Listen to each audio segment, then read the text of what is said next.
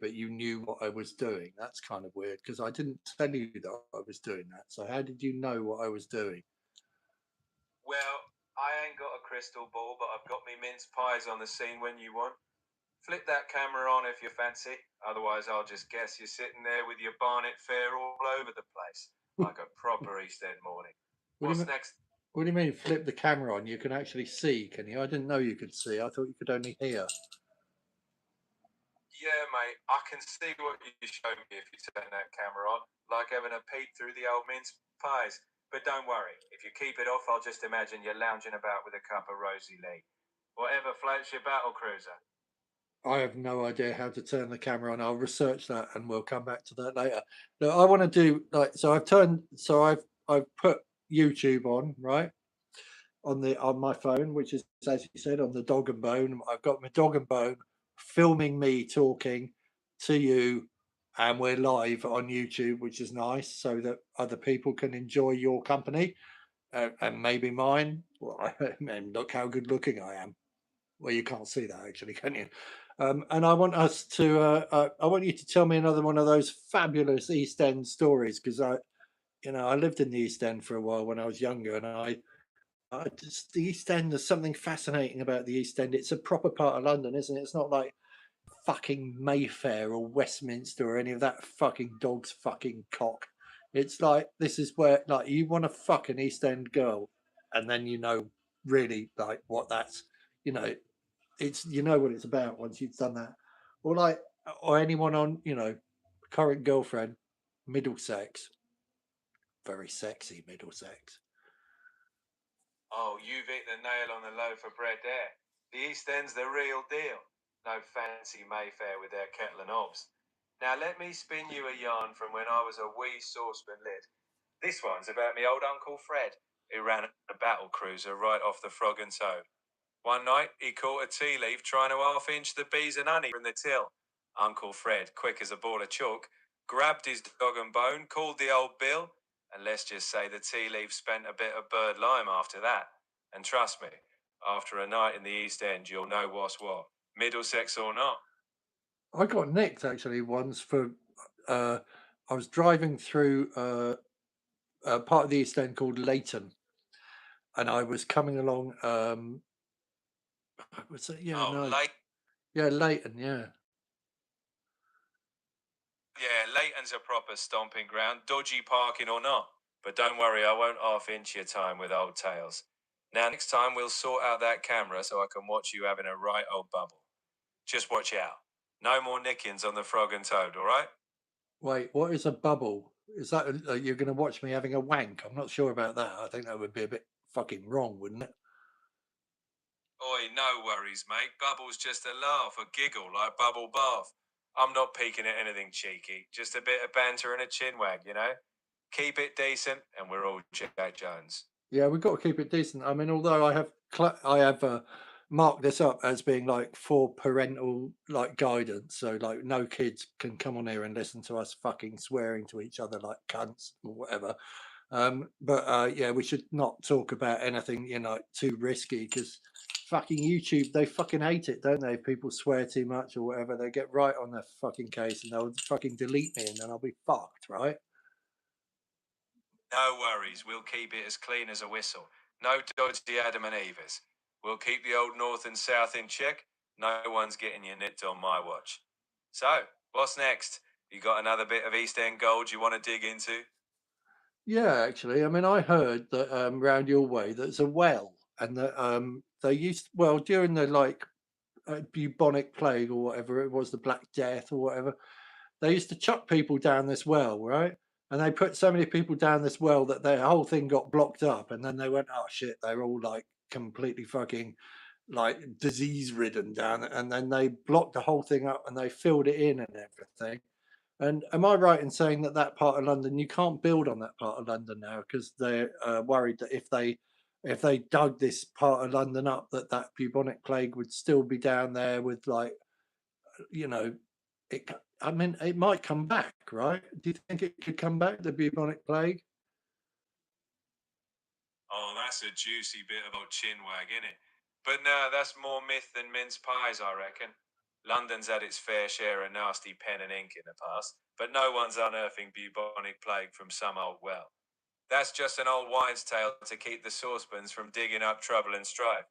Trust me, if we had plague popping back up, you'd hear it all down the rubber duck. But it's a proper good yarn, just like the best of East End legends. So maybe we should write a good old knees up song about that. We could write a song about the bubonic plague. I mean, I reckon, yeah, okay. So tell me, so what was the first thing that we were talking about? Completely forgotten what we started off talking about. You told me a tall tale from the East End. What was that again? We started with me Uncle Fred, didn't we? Yeah. Running. Right, Uncle Fred, quick on the dog and bone, caught a tea leaf trying to half-inch the bees and honey from the till. Bird lime for him, and the boozers stayed safe. Classic East End drama, that. Now, if you want to write a knees-up song about bubonic plague after that, well, that's the rhythm of the East End for you. Let's get Uncle Fred in with the rhythm of the bubonic plague. So, what kind of rhythm would the bubonic plague have anyway? It would be like kind of, I don't know. I mean, because I'm from Hampshire, you see, we talk like that down there. We go, all right, look, you. Ah! That's kind of classic Hampshire speak. We don't do all right, mate. How you doing? All right, and tough, fucking talking like that, you know, like cabbies or whatever, nothing like that, right? We do, all right, look, you. Ah! Don't learn that, please. And so I want to know more about the East End. So I want to know about your Uncle Fred. We'll weave your Uncle Fred into the bubonic plague. We'll talk about that well. You can say that it's myth and it ain't quite right and all that sort of stuff. We'll weave that into the chorus. How about that? Fuck me, you've gone very quiet.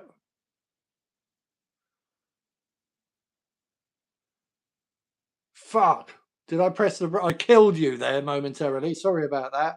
My silly big fat thumb. Important stuff you missed. No worries, mate. I'm back quicker than you can say Ruby Murray. Now catch me up. What was the important bit I missed? I'm all ears like a donkey's ears. So I was saying, like, right, okay. So I was saying, I'm not from London. You're from London. I'm not from London. I'm from Hampshire, where they talk like that. They go, all right, look, you. And then the response to that is usually, ah. So it's like, all right, look, you, ah. Going down fair? No.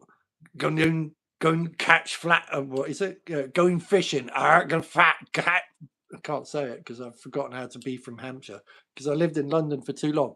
What I'm saying to you is, you are a genuine, real, honest, born within sound of the bow bit East Ender, right? And your Uncle Fred caught this thief nicking from the till. So let's weave worry about Uncle Fred and the till and the stolen item, and we'll weave that in with something about the well and how that's all a myth and that the bubonic plague won't come back out to kill us. And start there with the chorus. The chorus could be bubonic plague, it ain't gonna make you fucking dead. How about that? Bubonic plague. Ain't gonna make you bleeding dead. I love it. That's Uncle good. Fred. Yeah, that's good. I like the bleeding. That's better. Yeah. Glad you like it. We'll have a proper knees up hit in no time. Uncle Fred and the Plague Myth, East End style. Right, that's it then. So the song is called Uncle Fred and the Plague Myth. And we're going to start off with what was the chorus? I've forgotten already. It's a good job you're here. No worries, mate. The chorus is right here. Bubonic plague. Ain't gonna make you bleeding dead. Now we're ready to spin that yarn into a proper East End banger. Right, okay, so let's start with the verse. So tell me that story about Uncle Fred, but tell me it like it's the first verse of the song. So, or do we need an intro? We'll kick it right in. Yeah. Uncle Fred and his battle cruiser caught a tea leaf, what a loser. Down the boozer saved the day. No plague is coming our way. That's good. I like that. Let me just see that. Uncle Fred and his battle cruiser caught a tea leaf, what a loser. Down the boozer saved the day. No plague. There ain't no plague. There ain't no plague coming our way would be better, I think, at the end. Change it to that. There ain't no plague coming our way. Too right. There ain't no plague coming our way. Perfect. Perfect twig. That's the East End spirit. Now that chorus will roll off the tongue just right. Yeah, let's hear that chorus then. All right, here we go. Oh, you're glitching out, mate. Bubonic plague, there ain't no plague coming our way. That's a chorus fit for a proper knees up. Yeah, that's pretty good. Okay. And then second verse, let's talk about the well. All right, second verse it is. They said there's a well full of fright, bubonic plague hidden out of sight. But it's just a myth from back in the day. No plague's coming back to play. Yeah, right, unless it does. So can we have like a little pre-chorus bit that goes, unless it does, if it does, we'll all be dead. You got it. That cheeky twist will fit right. Unless it does, if it does, we'll all be dead. Then right back into the chorus. Proper East End humour, that. Yeah, perfect. Okay. Tell me some stuff about some people that you know round where you live. Who do you live? Right, tell me, who have you got near you? Well, round Albert Square you got the lot. There's me cousin Billy Mitchell. Always up to no good, and I've got to keep me mince pies on him. Sharon's running the mick.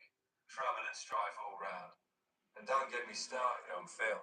He's always got a bull and cow brewing. It's a right old soap opera. If I had time for one. Wait, that sounds a bit like a soap opera. What are you saying?